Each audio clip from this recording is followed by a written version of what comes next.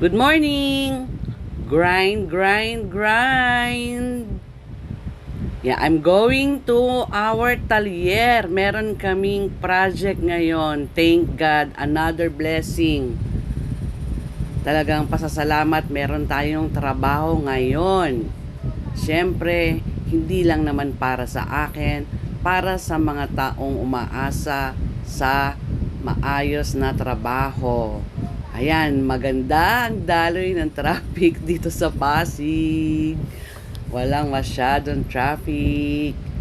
Eto na, Project Innova. Ayan. Sa kapatid ng bayaw ko to eh. So, for wash over siya. So, thank you talaga, Lord. Meron kaming blessings ngayon. And always be thankful kahit wala.